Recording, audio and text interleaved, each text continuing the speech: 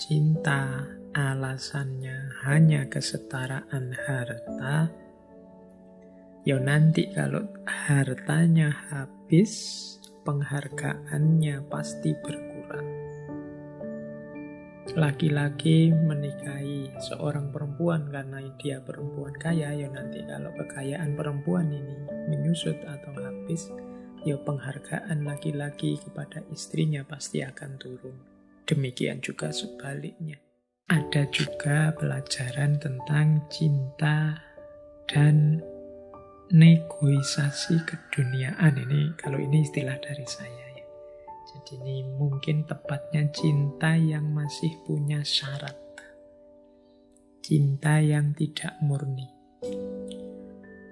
Ada kalimat yang menurut saya bisa kita telaah. Jadi kalimatnya seperti ini. Biarpun permintaannya misalnya diterima orang, lantaran uangnya banyak.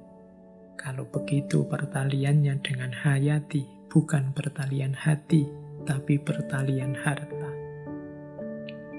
Harta boleh banyak dan boleh habis. Harta yang banyak bukan menimbulkan cinta yang murni dalam hati kedua belah pihak, tetapi semata-mata menimbulkan congkak dan takabur.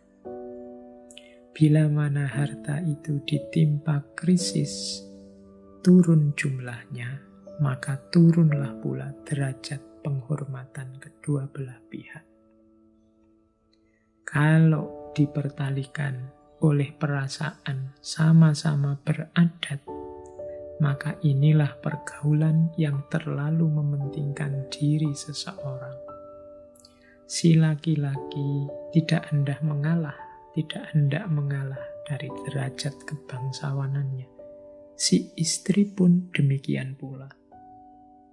Itulah sebabnya maka kelihatan pergaulan laki-laki dan istri yang hanya manis kelihatan dari luar. Sebab hati yang laki-laki tiada diberikannya kepada si istri, dan si istri pun bila akan menemui suaminya, ditinggalkannya dulu hatinya pada ibu bapaknya, mama atau kaum kerabatnya. Baru dia ikut suaminya dengan tidak berhati. Oke, jadi ini pelajaran dari Buya Hamka tentang cinta yang tulus. Cinta itu pertukaran dua hati. Hatimu, hatiku. Tapi ada, kalau ini mungkin narasinya berhubungan dengan pernikahan.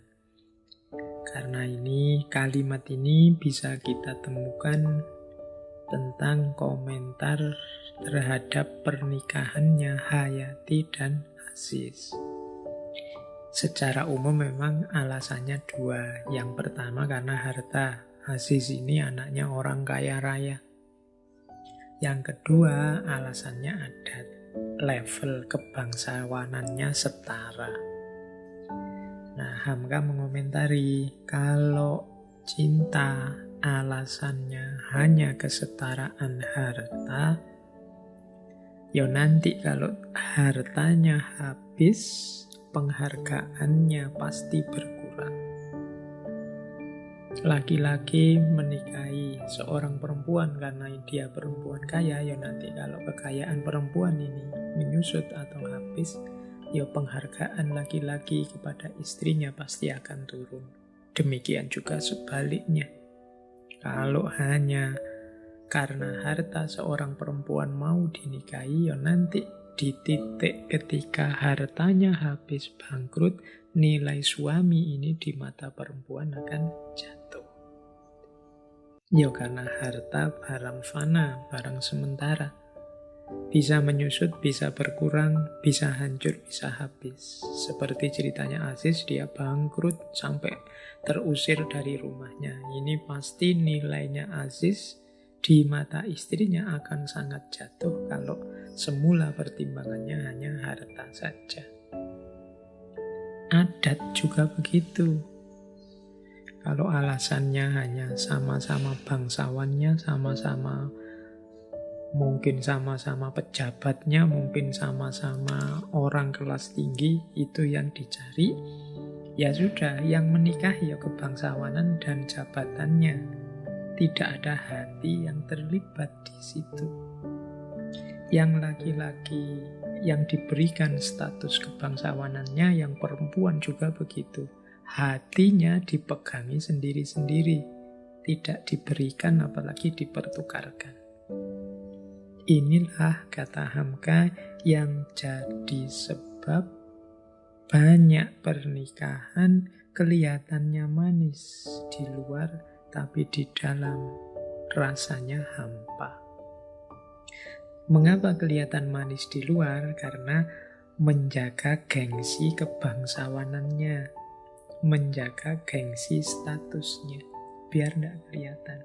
Tapi di dalam kehidupan bersama rasanya hampa. Biasanya terus kalau ada masalah sedikit saja terus rame berpisah. Ini cerita-cerita seperti ini kan banyak. Awalnya adalah, kata Hamka, karena tidak ada pertalian hati, tapi pertalian harta atau pertalian status jabatan kebangsawanan. Ini juga pelajaran jadi dari Buya Hamka untuk kita. Ya kalau dalam agama itu kan harta sebenarnya boleh jadi pertimbangan, keturunan atau status juga boleh jadi pertimbangan. Tapi yang diutamakan pertama-tama ya akhlaknya. Akhlak itu kan nanti urusannya hati. Jadi ini parameter-parameternya ketika kita ingin menikah. Tapi dasarnya harusnya yang paling awal itu hatinya memang cocok, memang sreg, ada passionnya, ada rasanya. Ini dalam membangun rumah tangga akan lebih mudah. Jadi perkawinan yang dilandasi pertukaran dua hati.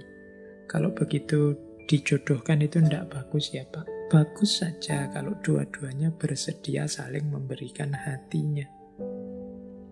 Kalau tidak, ya itu nanti akan sangat berat. Jadi tidak ada urusannya dengan dijodohkan atau tidak, tapi kesediaan dua orang untuk saling menerima dan saling memberikan hatinya. Tidak hanya karena negosiasi melihat hartanya atau melihat statusnya. Kalau hari ini jangan-jangan di antara status itu ya status jomblo atau ndak jomblo. Yang penting aku ndak jomblo, nikah sama siapa sajalah. Nah ini juga ndak bagus. Asal nikah. Ya seandainya memang harus nikah dengan siapa yang kita belum terlalu mendalam dengan dia, pastikan bahwa kalian berdua sama-sama siap dan sedia memberikan hati. Biar kehidupan kalian berdua tidak hampa. Kalau hanya satu yang siap memberikan hatinya, yang satu berjuanglah untuk biar hati yang lain diberikan. Kalau sama-sama belum bisa memberikan hati, ya berjuang berdua. Karena betapapun institusi pernikahan, perkawinan bukan institusi yang main-main, yang bisa tidak cocok ya cerai gitu saja. Tidak sesederhana itu.